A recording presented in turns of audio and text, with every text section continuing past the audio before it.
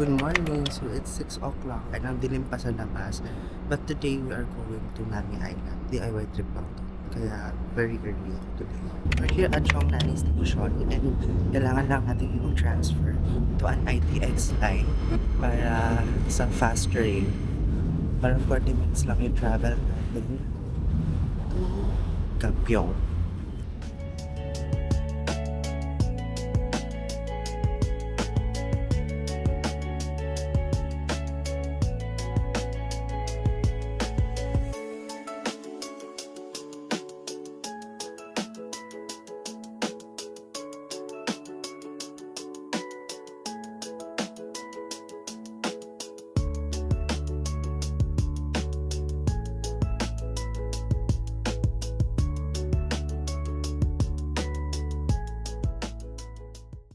Breakfast secured.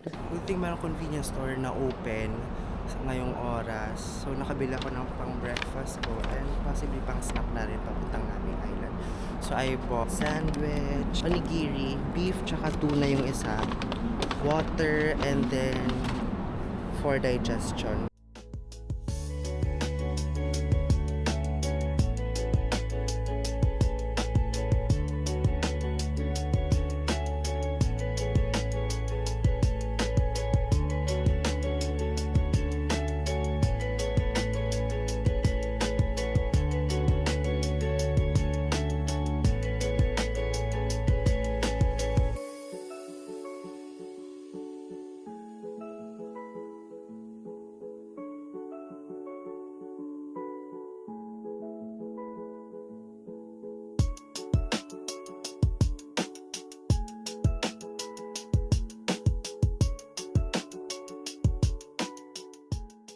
We arrived at Gapyeong Station after 40 minutes, so it's 7:50 na. And I think magbabas na lang ako papuntang ticketing office or walk. Let's see.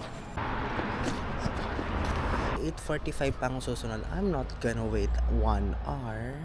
Okay, I'm gonna do it by foot.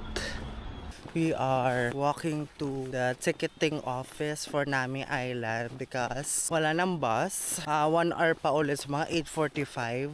Sayang naman yung pupunta ko dito na maaga. Kung 8:45 lang din pala yung bus. You might be thinking, ba't ka naglakad? It will take time kaysa mag-taxi. Well, masaya naman ako naglalakad. And it's a countryside, so ang sarap maglakad. Kaya part na rin to ng experience ko ng Nami Island. So, really enjoy walking.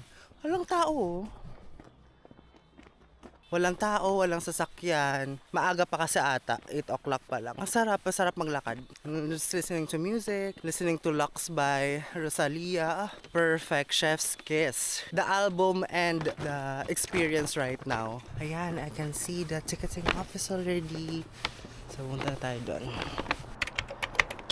Yan yung pang zipline papuntang Nami Island. We're not gonna take that. We're just gonna take the ferry. Na-experience ko naman mag-zipline. But not in Nami Island though. Pero okay lang. Dami ko pang kagastusan.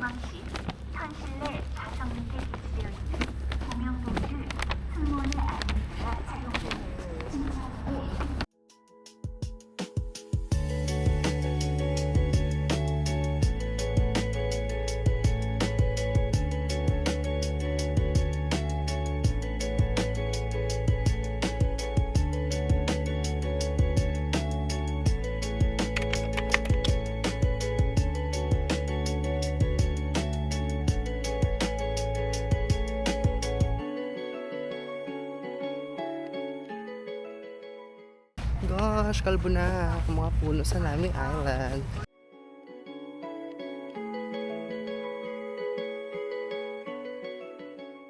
It's so peaceful here. It's foresty.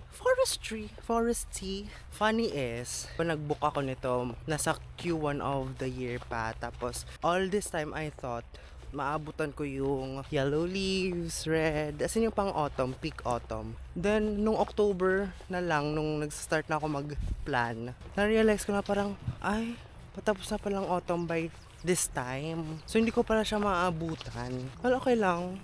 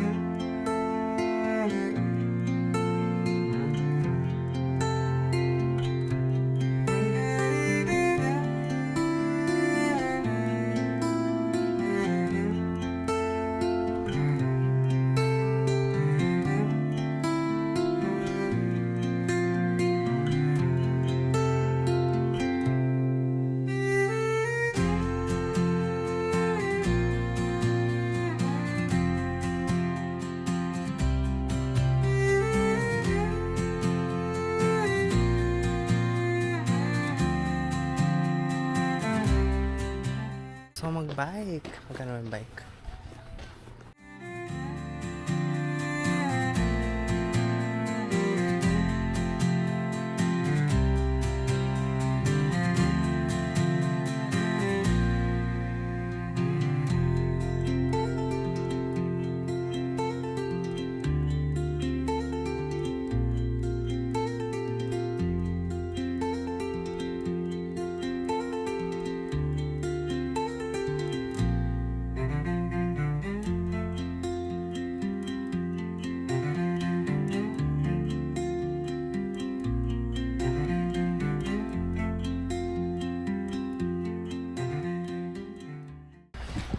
주세요.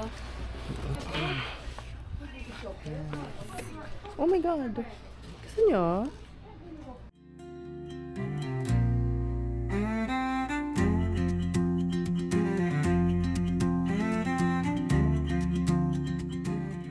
So I just finished biking for an hour around here, around the island. Pero I realized, hindi ko pala siya na-bike ng buo. Ngayon ko lang nakita yung map. Alaki pala ng island, tapos ang daming ganap, ang daming pwede puntahan. And nagbabike lang ako sa mga tree lines, sa Fair Tree Line, Cherry Tree Line. Yun lang, kasi vibes rin naman talaga. So, paulit-ulit lang ako doon. Tapos, inikot-ikot ko lang yung may mga maraming puno. Tsaka, I also liked biking beside the water. Like, yung sa dulo na ng island. May mga trees pa rin, pero sa katabi mo is river. So, ang ganda. Feeling ko nga hindi na ako pupunta ng Garden of Morning Calm kasi okay na ako dito. Masaya na ako dito. I'm at peace. Marami rin naman pwedeng gawin, marami pwedeng i-explore. So, baka hanggang hapon na talaga ako dito. I'm here on a picnic table. As in, walang tao around me. Leaves are everywhere. I'll just show you. That is my view right now. I just came from a souvenir shop and I bought postcards. Ayan. Oh my God, ang dami ko ng postcards. Wait. Kailangan ko kalmahan lang sa postcards. Kasi parang so far yun palang nabibili kong mga souvenirs. Tapos ilan na ata nagastos ko for postcards. Alam mo, wala kang masyadong landscape postcards. So binili ko na to kasi ang ganda. It's a drawing of where I almost cried earlier kasi it was so peaceful, it was so calm. You know, peace na hinahanap ko. So something to commemorate that, something to immortalize that feeling through this postcard. So titingnan ko lang siya na I will remember. Ito naman ay Il Volbongdo. And then I bought stickers for John. Pressed flower stickers. This is the ginkgo, this is the maple, and cosmos. It's such an experience to be here in Nami Island before everybody starts coming, like around 8:30. Umalis yung ferry namin 8:30 doon sa mainland, and mga 2 to 3 minutes lang nandito na ako. As in, kasabay ko pa pala yung mga nagtatrabaho dito, yung mga workers. Akala ko turista rin, so parang nisip ko, saan napunta yung mga kasama ko? Was I in the wrong direction? Well, yes, I was. So napunta ko somewhere sa mga liblib forest. Naakala ko yun na yung tree line. So na-picture ako doon, natagalan ako doon kasi akala ko yun na yun. Only to find out, marami palang tree line and iba-iba pala yung mga trees. Ginkgo, may cherry, may maple. I think it's architecturally planned na magkaroon ng iba't ibang tree lines in such a way na touristy. I think Nami Island is really designed for tourists, for an attraction. And they didn't fail. Sobrang ganda. Kahit anong season ka ata nandito, it will still be beautiful. Kahit ito nga na parang patapos ng autumn, ang ganda pa rin, na-appreciate ko pa rin siya. Malaking factor yung wala talagang tao kanina. I feel like I own the island.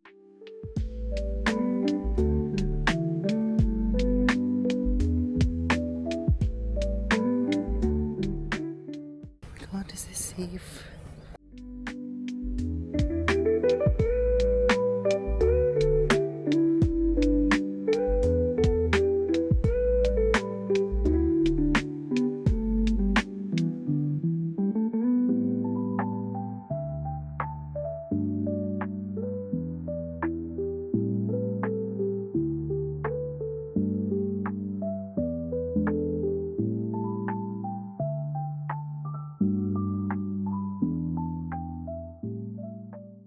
Nag-taxi na ako pabalik sa Gapyang Station kasi 2:15 pa yung bus. 1:20 pa lang. Almost 1 hour ako maghihintay doon if hindi ako nag-taxi. Bibili muna ako ng ticket ng IPX. Ngayon naghihintay na tayo for our train to Chongyangni Station. So ngayon, advance ako sa itinerary ko.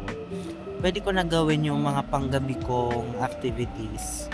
Parang gusto ko na bumili ngayon ng glasses. Ang indecisive ko kasi, like iba yung day na bibili ka ng item. Iba rin yung day na isa-scout mo pa lang siya.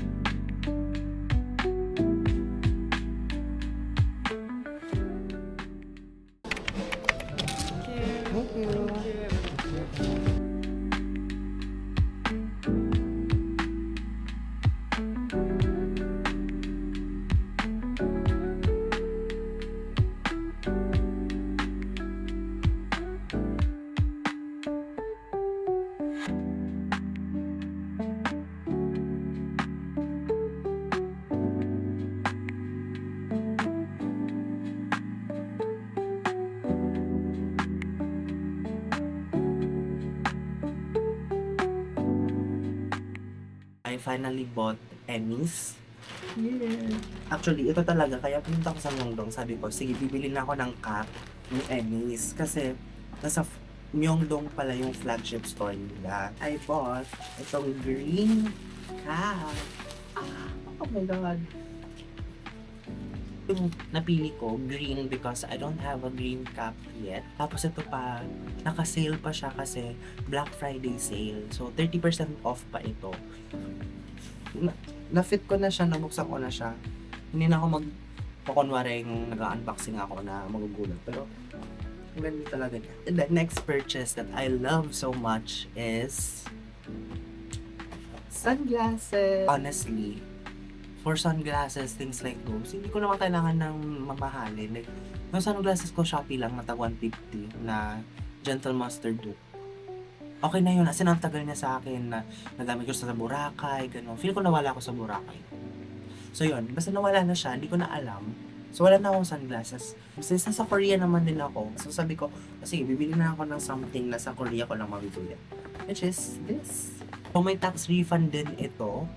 Ooh, soft white leather.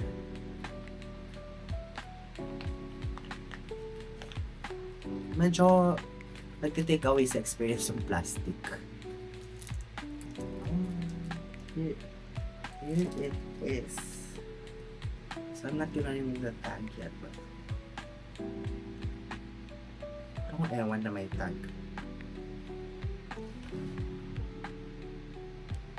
Oh my god, fierce! I love it, I love it, I love it.